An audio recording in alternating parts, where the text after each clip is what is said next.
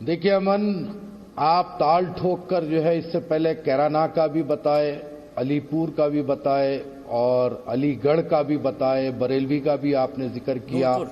अब जो है मुरादाबाद की बात है, नूरपुर का भी आपने जिक्र किया। तो मैं आपको ये कहना चाहूंगा सर कि कितने ऐसे आप ताल ठोक कर अपने चैनल पर पलायन करने पर लोग मजबूर है। जो स्टोरी आपने चलाई, क्या आपके पास वो डाटा भी मौजूद है साहब कि कितने लोग पलायन करके घर छोड़कर गए, या न सिर्फ स्टोरी चली? और रहा सवाल साहब, आपको दुख हो रहा है अगर किसी ने नहीं छोड़ा, आपको दुख हो रहा है साहब, मैं बोलने के बाद आपको चलिए बोले आप खादरी ना सुनिए आप। हम ये चाहते हैं कि जो यूपी में सरकार चला रहे हैं, कट्टरपंथी लोगों की सरकार है, मुसलमानों के जुलूसों पर, जलसों पर, मुहर्रम पर पाबंदी लगाने की जो बात करते हैं, तो ऐसे लोगों की सरकार में हिंदू कैसे पलायन कर रहा, पहले ये सोचने वाली बात है। ये चीज का मुझे यकीन नहीं हो रहा है, हैरत हो रही है आपकी बात सुनकर। रहा सवाल, अगर इसमें कुछ सच्चाई है भी तो फिर प्रशासन क्या कर रहा है? क्यों आखिर इस चीजों पर रोकथाम नहीं लगाई जा रही है? और ये जो है ना साहब, ये सिर्फ और सिर्फ हिंदू वोट को यूनाइट करने के लिए 2022 की तैयारी है। क्योंकि योगी जी ने जो कारनामे किए हैं वो हम कोरोना के वक्त देख चुके हैं कि गंगा के किनारे कितने लोग कैसे कैसे हालात में पड़े हुए थे, लाश जलाने के लिए लकड़ी नहीं थी। तो अब इनको तो ऐसे तो वोट मिलने वाला है नहीं, वो जानकारी आपको नहीं वोट मिलेगा तो माइंड टेम्परिंग में मिलेगा। किनारे शव दफनाने की एक परंपरा है सालों से हिंदू धर्म में, वो आपको जानकारी नहीं है, ज्ञान नहीं हो तो ज्ञान मालूम है, लेकिन टॉपिक पे रहते हैं, टॉपिक पे रहते हैं। आपने बोला कई बार मैंने सुना हिंदुओं का पलायन हुआ। अमन भाई सुनिए ना, आपने कई आराम से मेरे अमन भाई, मौलाना अली कादरी, सवाल है मेरा आपसे, मौलाना अली कादरी, आपने बोला मेरे भाई, आपने कई बार सुना है मेरे भाई कि पलायन हुआ। आपने बोला कई बार आपने सुना पलायन हुआ हिंदुओं का। सुनिए, अरे साहब, पलायन की स्टोरी चली, चलिए पलायन की खबरें आई, पलायन की खबरें आई, डाटा बतला दो। आपने सुना ये कई बार, आपने सुना कई बार हिंदू परिवारों के पलायन की खबरें आई गई, स्क्रिप्ट तैयार की गई, ठीक है, और अमन चोपड़ा के जरिए स्क्रिप्ट चलाई गई। तो कभी आपने ऐसा सुना कि मुसलमानों ने पलायन किया? कभी सुना ऐसा? कभी कहीं सुना हो हैदराबाद कि मुसलमानों ने पलायन किया हो? मुसलमान परिवार सामूहिक पलायन को मजबूर हैं जी। हैदराबाद में मुसलमान रमीजाबी के फसाद के वक्त कई लोग मुसलमान हिंदू बस्तियों को छोड़कर वो अपना पलायन किए हैं। कई ऐसी मिसालें हैदराबाद में मौजूद है, लेकिन आज वो स्थिति यहां पर नहीं है। आज हिंदू मुस्लिम सब मिलकर रहते हैं। और रहा सवाल साहब मुरादाबाद, संभल, असमोली, चंदोसी, कानपुर, ये सारे जगहों पर मैं जा चुका हूं साहब, वहां पर भी हिंदू मुस्लिम मिलकर रहते हैं। लेकिन ये काम तो जो है अपनी सियासी रोटियां सेकने वालों का है। फिर आ रहा हूं इंशाअल्लाह, आप देखेंगे मुरादाबाद में, आप जो कॉलोनी की बात कर रहे हैं ना, लाजपत नगर की, मुरादाबाद जाऊंगा तो वो कॉलोनी को जरूर जाऊंगा, जाकर के आपसे वहां खड़े रहकर बात करूंगा कि यहां पर कितने लोगों का पलायन हुआ था। नहीं, एक घर आप भी खरीदेंगे वहां पर ना साहब, आप दिला देंगे तो आपके घर के बाजू ले लेंगे, उसमें क्या बड़ी बात? गौरव ये कह रहे हो 22 की वजह से आप 2000 ले लेता हूँ। एक मिनट, पड़ोसी भी चले जाएंगे। अमन जी, हाँ जी, अमन जी, अरे हो गया रूम में एक मुसलमान आने के बाद आप लोगों ने आंदोलन किया है।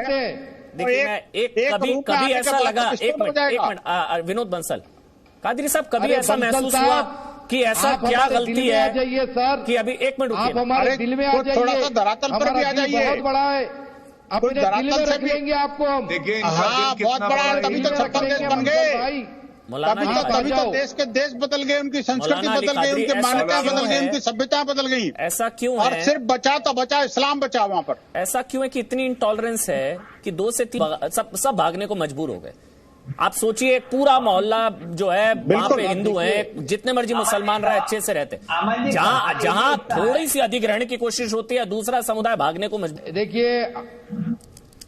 देखिए अमन भाई, आपको मैं फिर एक बार कह रहा हूं कि आपने नूरपुर की बात की आपने, कैराना की बात की आपने, अलीगढ़ की बात की, अब मुरादाबाद की बात कर रहे हैं। अरे सर, आप तो इतने बड़े जर्नलिस्ट हैं, आखिर ये एरिया से कितने लोग घर छोड़कर गए, पलायन करने पे मजबूर हुए, आप डाटा तो पेश करो सर।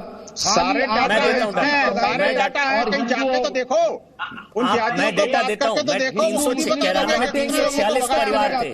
ये इनको दर्द ये है कि जा क्यों नहीं रहे हैं, ये कब तक चलेगा? इनको दर्द ये है कि जा क्यों नहीं रहे हैं, समस्या ये चिढ़ा रहे हैं ये भाई जा क्यों नहीं रहे हैं, जल्दी जाओ, मैसेज ये दे रहे हैं, जा क्यों नहीं रहे हैं, कितने गए, अब तक छोड़कर क्यों नहीं गए, पलायन अब तक हुआ क्यों नहीं रहे हैं। चलिए गौरव भाटिया बोलिए। गंगा जमुनी तहजीब को बर्बाद कर रहे हैं। गौरव भाटिया बोलिए, उसके बाद में विनोद बंसल आपके पास आऊंगा। हिंदू मुसलमान कोई मुसलमानों की नहीं है, वो गंगा भी हिंदुओं की है और जमुना भी मुसलमानों को हिंदुओं की है। वो गंगा जमुनी छोड़ दो, मिलकर रहना चाहते हैं। देश के अंदर गंगा जमुनी तो वही खत्म हो गई थी जब 1947 हुआ था। गंगा जमुनी वही खत्म हो गई थी जब कश्मीर का घाटी को खाली किया था। गंगा जमुनी तो वही खत्म हो गई थी जब बंगाल में हिंदुओं को चलाया जा रहा था। वो गंगा जमुनी कहाँ गई? वो गंगा जमुनी कहाँ गई जब हिंदुओं को मारा जाता है? सुनिए बंसल, वो गंगा जमुनी कहाँ चली जाती है जब हिंदू पलायन को मजबूर हो जाता है?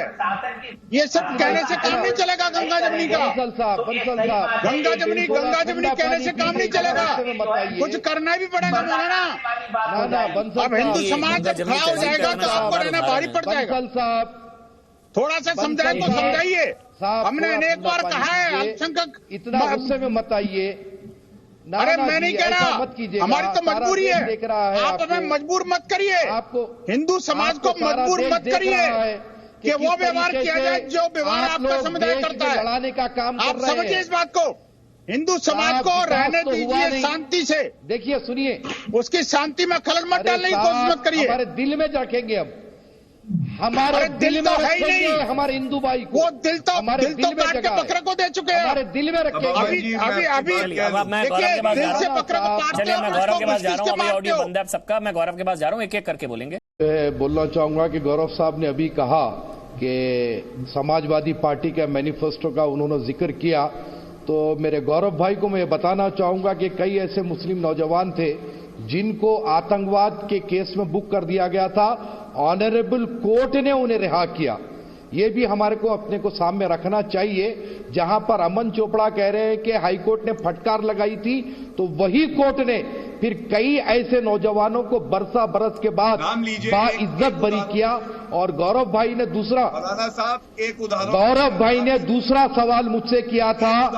सुनिए सर, सुनिए, मैं आपके बीच में नहीं बोला सर, मैं आपके बीच में नहीं बोला, प्लीज आप मुझे सुनिए, प्लीज सुनिए, आप गलत पकड़ा गया। एक पहले सुनिए, आप सुनिए सर, मैं ये कह रहा हूं कि आपने कहा कि आप बाबरी मस्जिद के फैसले का आप जो है खैर मकदम करते हैं, क्या वेलकम करते हैं? तो मैं आपको बाबरी नहीं, विवादित ढांचा, हम कोर्ट का बाबरी मत बोलिए, विवादित ढांचा, बाबरी मस्जिद विवादित ढांचा। भाई सुप्रीम कोर्ट ने विवादित ढांचा, बाबरी मस्जिद क्यों कह रहे हैं? विवादित ढांचा आज भी तकलीफ है, लेकिन विवादित ढांचा आदर करते हैं उसके फैसले पर। हमने अपना सर झुका दिया।